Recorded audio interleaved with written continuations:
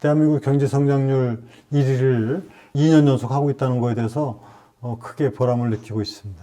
인천시가 경제 성장률을 4.8%로 전국 1위 도시가 되었다 하는 거는 일단 뭐 종합적인 그 지역이 갖고 있는 지표의 하나의 한 결과다 이렇게 얘기를 할 수 있잖아요. 근데 이미 인천은 대한민국의 대도시 중에서 인구가 증가하는 유일한 도시고 여기에 또 돈이 몰린다. 즉 사람과 돈이 몰린다 하는 얘기는 기대심이죠.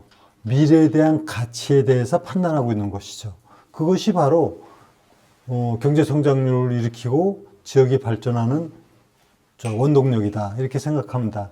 제가 민선 6기 시장을 할 때 정말 암담했거든요. 인천시의 그 부채 상황이라는 것이 하루 이자만 12억, 1년에 4천억 이자를 물어야 되는 이런 암담한 현실에서 시정의 책임자가 됐어요.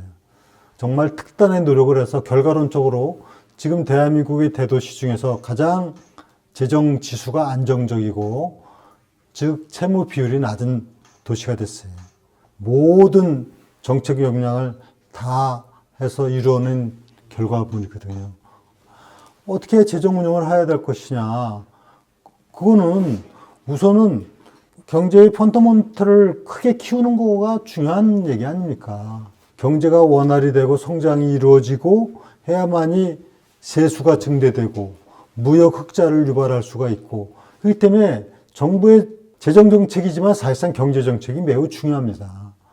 여기 이제 경계해야 될 부분 중에 하나는 정치권에 지나친 재정 포퓰리즘을 용감하게 막아내는 이런 정부의 의지도 중요합니다.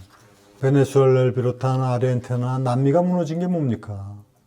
그 우리보다 훨씬 경제력이 좋았고 이랬던 나라들이 사실은 재정 포퓰리즘이 가져온 결과물이거든요. 이거는 굉장히 우리가 중요한 그 교훈으로 삼아야 될 겁니다. 지난해 1월부터 10월까지의 인천에서 출생아 수가 전년 대비 10.2%가 늘어났습니다. 대한민국의 압도적 1위가 되었습니다. 5% 넘는 다른 지자체가 없습니다. 그리고 대한민국에서 작년에 7년 만에 출생아 수가 반등을 해서 계속 줄다가 3,800명이 늘어났습니다. 그 중에서 약 3분의 1이 인천시에서 늘린 겁니다. 이거는 인천시의 정책이 그야말로 성공했다는 반증입니다. 통계가 어떻게 거짓말을 하겠습니까?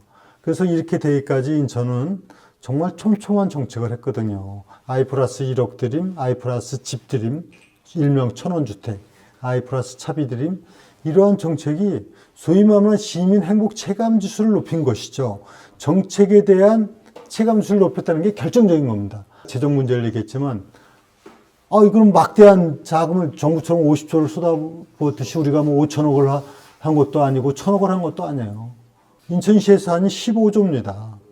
그 중에서 이것뿐만이 아니라 아이바다 패스, 아이패스, 반값 택배 이것까지 다 인천 히트 상품들을 한 것이 금년 추가 예산이 717억밖에 안 돼요.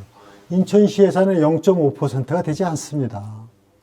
이것이 얼마나 효과적인 정책을 펴왔나, 이것이 얼마나 현실적인 시민들 체감 지수를 높이는 정책을 해왔나, 또 이것이 성과로 나타나고 있는 것을 주목해 볼 필요가 있죠. 그래서 저는 대한민국이 지금 겪고 있는 이 저출생 문제를 인천시가 선도적으로 지금 풀어나가고 있다는 그런 생각을 갖고 보람을 느낍니다.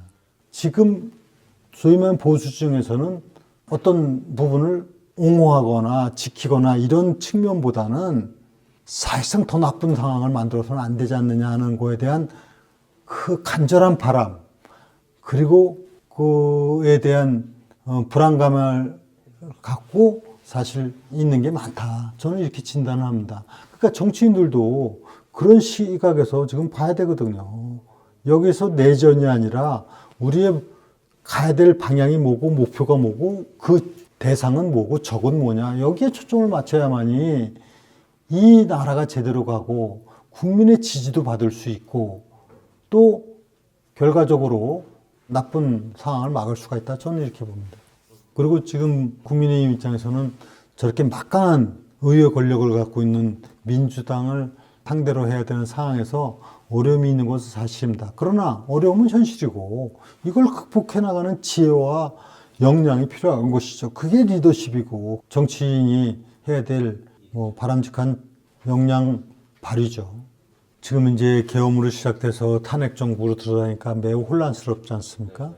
역시 다양한 의견이 있을 수 있죠.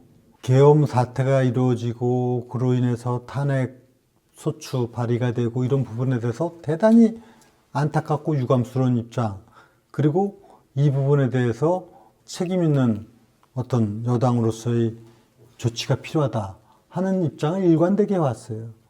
나라의 앞날을 생각할 때 이로 인해서 탄핵을 통해서 소위 말하는 급변하는 정치 환경이 만들어졌을 때 오는 미래의 상황을 볼 때 이걸 탄핵만은 피하는 그런 상황이 오히려 안정적인 국정 운영에 바람직하지 않느냐 하는 생각을 갖고 국민의힘 시도지사협의회 회장으로서 시도지사 의견을 같이 해서 그렇게 해왔고, 근데 이제 시시각각으로 상황이 달라지지만은 제가 그 다음에 이제 또 제 입장을 한번 표명할 때는 이미 탄핵이 의회에서 결정되는 거는 불가피한 상황이 됐던 상황이거든요. 그래서 제가 표현을 그렇게 했죠.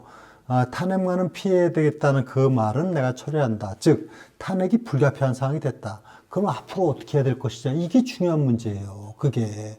그래서 그 다음에 제가 바로 입장 표명을 한 것이 이제 정말 나라가 더 잘못돼서는 안 된다 해서 이제는 민주당을 직접적으로 언급을 했죠. 민주당과 이재명 대표 심판의 시간이 왔다. 이렇게 한 겁니다. 이제 초점을 좀 분명히 해야 된다. 그렇게 얘기했던 것이 저희 일관된 입장이에요. 제가 생각하는 가치와 또 미래를 생각할 때 대통령으로서의 그런 그 후보들 중에서 가장 적합하다고 판단해서 선대위원장을 맡았던 거예요. 최소한의 지성인으로서의 각고의 삶을 살아왔고 있기 때문에 법치, 상식 이런 부분은 크게 의심하지는 않았죠. 또 본인이 공정과 상식과 법치를 얘기하고 심지어는 사람에게 충성하지 않는다 하는 그런 신념 체계를 얘기했기 때문에 저는 그거를 굉장히 높게 평가를 했는데 어쨌든 간에 결과론적으로 보면은 그런 부분이 지켜지지 않은 것 같아서 참 아쉽고 안타깝습니다.